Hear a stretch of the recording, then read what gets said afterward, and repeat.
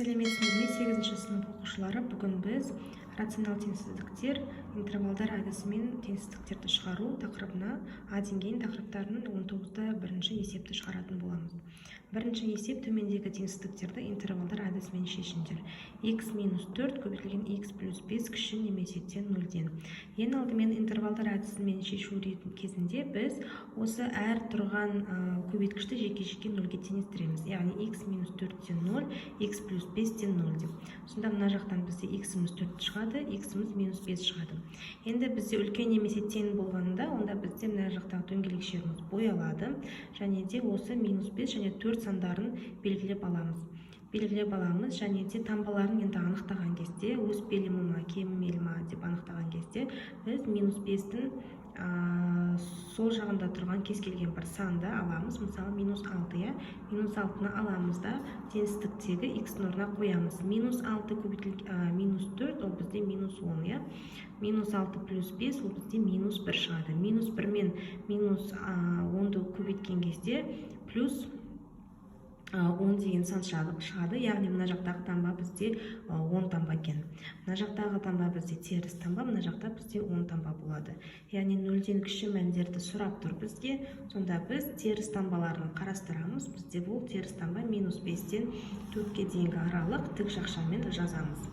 Келесі есеп: үшінші есеп: x минус 4 көбейтілген x плюс 5 үлкен 0-ден. Бұл жақта уже жаңағы есептегідей біз x минус 4-ті 0-ге теңестіреміз, x плюс 5-ті 0-ге теңестіреміз. Сонда бұл жақтан x-іміз 4 шығады, x-іміз минус 5 шығады. Енді минус 5 плюс 4 деп жазып аламыз, таңбаларын анықтаймыз. Минус 5 пен 4-тің арасында мысалы 0 деген сан жатыр, 0-ды қоямыз. 0 азайтылған 4 бізде минус, 0 қосылған 5, ол плюс сан. Минус сан мен плюс санды көбейткен кезде теріс сан болады, яғни таңбасы сәйкесінше плюс, минус, плюс болып тұр. Сонда жауабы үлкен 0-ден болса, онда 10 мәндерін қана сұрап жатыр. Сонда минус шексіздіктен минус 5-ке дейін бірігу 4-тен плюс шексіздікке дейін деп жауап береміз. Егер бізде мына жақта жай ғана үлкен немесе кіші деген таңба тұратын болса, онда бізде жай жақша болады. Үлкен немесе тең, кіші немесе тең болатын болса, онда бізде тік жақша болады. Келесі 5-ші есеп: x қосылған 2,8 көбейтілген x минус 1 үлкен немесе тең 0-ден. 0-ге теңестіреміз, x қосылған 2,8-тен 0. Сонда x-іміз минус 2,8 болады. x минус 1-іміз тең 0, сонда x-іміз 1-ге тең болады. Енді осы сандарды тауып аламыз. Минус 2,8 және 1. Мынандай толқындық қисық жүргіземіз. Енді таңбаларын анықтаймыз. Минус 2,8 пен 1-дің арасында 0 саны жатыр. 0 санын қояйық. 0 қосылған 2,8 10 сан, 0 азайтылған 1 теріс сан. Теріс сан мен 10 сан бір-біріне көбейтілсе, теріс сан шығады. Яғни мына жақта минус, мына жақта екі жағында плюс таңбасы жатыр. Сонда бізге үлкен немесе тең 0-ден деп сұрап тұр, онда 10 мәндерін ғана сұрап тұр. Сонда минус шексіздіктен минус 2,8-ге дейін тік жақша, бірігу 1-ден плюс шексіздікке дейін деп жауап береміз. Келесі 7-ші есеп: x қосылған 2,4 көбейтілген x қосылған 7,5 кіші немесе тең 0-ден. Қайтадан 0-ге теңестіреміз әрқайсысын жеке-жеке.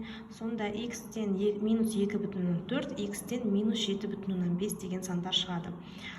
Осы сандарды белгілеп аламыз. Минус 7,5 және минус 2,4. Енді таңбаларын анықтаған кезде кез келген мысалы минус 7,5 пен минус 2,4-дің арасында бізде минус 5 деген сан жатыр, соны қойып көрейік. Минус 5 қосылған 2,4 минус 3,6 или 2,6 шығады. Минус 5 плюс 7,5 ол плюс 2,5 деген сан шығады. Плюс пен минус көбейтілген кезде таңбасы минус болады. Осы жерге назар аударып қарайтын болсаңыздар, егер бағанан бері есебімді түсініп қараған болатын болсаңыздар, егер бір таңбаны анықтап алсақ, іргелес жатқан екі таңба осы таңбаға қарама-қарсы таңба болатын еді. Солай жазамыз. Бірақ та бізде кейбір кездерде мысалы мына жақта квадрат болуы мүмкін, сол кезде мән береміз. Қазір ол келесі есепте сіздерге көрсететін боламын. Сонда кіші немесе тең 0-ден деп сұрап тұр, сонда теріс таңбаларын сұрап тұр. Сонда жауап береміз минус 7,5-тен минус 2,4-ге дейін деп. Келесі 9-шы есеп 3х қосылған 4 көбейтілген 2х қосылған 7 үлкен немесе тең 0-ден. Жеке 0-ге теңестіреміз. 3х қосылған 4 тең 0, 2х қосылған 7 тең 0. Сонда мына жақтан x-мізден минус 4 бөлінген 3 шығады, немесе минус 1,3 дейміз. Мына жақта x-тен 7 бөлінген 2, немесе минус 3,5 болады. Енді осы нүктелерді белгілеп аламыз. Минус 3,5 және минус 1,3. Таңбаларын анықтаймыз. Екеуінің арасында бізде минус 2 деген сан жатыр. Минус 2-ні қоямыз. 3 көбейтілген минус 2, минус 6, минус 6 плюс 4, минус 2. Минус 2 көбейтілген 2 ол плюс минус 4, минус 4 плюс 7 ол плюс қанша минус плюс 3. Плюс пен минус санды көбейткенде таңбасы минус болады екен. Дәл осылай іргелес жатқан 2 таңба бізде қарама-қарсы таңба, яғни плюс минус плюс болып тұр. Енді жауабын берген кезде бізде үлкен немесе тең 0-ден деп тұр ғой, сонда минус шексіздіктен минус 3,5-ге дейін, минус 1,3-тен плюс шексіздікке дейін деп жауап береміз. Келесі 11-шы есеп 3х қосылған 4 көбейтілген 2х қосылған 7 үлкен 0-ден. Теңестіреміз 0-ге. 3х минус 4 тең 0, 2х плюс 7 тең 0. Сонда 3х-мізден 4 болады, х-мізден 1,3. Мына жақта х-тен минус 3,5. Есі онысы нүктелерді белгілейміз. Минус 3,5 және минус 1,3. Плюс 1,3. Екеуінің арасында бізде 0 деген сан жатыр. 0-ды қойып көреміз. 0 көбейтілген 3 ол 0, минус 4 шығады. Мына жақта сонда плюс 7. Минус 4 плюс 7 бізде теріс таңбалы сан, яғни іргелес жатқан 2 санымыз 10 сан болады. Плюс, минус, плюс. Сонда жауабы үлкен 0-ден десе, минус шексіздіктен минус 3,5-ге дейін бірігу, 1,3-тен плюс шексіздікке дейін. Келесі 13-шы есеп минус 2 көбейтілген 7 минус 5х көбейтілген 2х плюс 3 үлкен немесе тең 0-ден. Енді осы арада мына минус 2 санына да мән береміз. Бұл минус 2 саны бізде таңба берген кезде таңбаларымызды өзгертіп жібереді. Біріншіден алдымен жеке-жеке 0-ге теңестіреміз. Сонда 7 азайтылған 5х тен 0, 2х плюс 3 тен 0. Сонда 5х-мізден 7, х-мізден 1,4. Мына жақта х-мізден минус 1,5. Енді белгілеп аламыз. Минус 1,5 және плюс 1,4. Екеуінің арасында бізде 0 деген сан жатыр. 0-ды қойып көрейік. Мына жақта 0 болады. 7 10 таңбалы сан. 2 көбейтілген 0, 0, қосылған 3, 10 таңбалы сан.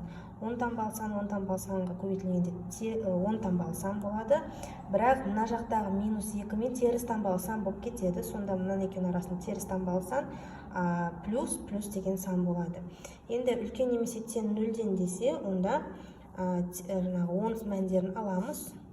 Сонда минус шексіздіктен минус 1,5-ге дейін бірігу, 1,4-тен плюс шексіздікке дейін деп. Келесі 15-ші есеп 7,3-тен 1 азайтылған 3,3-тен 2х көбейтілген 2х қосылған 1,7-тен 3 үлкен немесе тең 0-ден.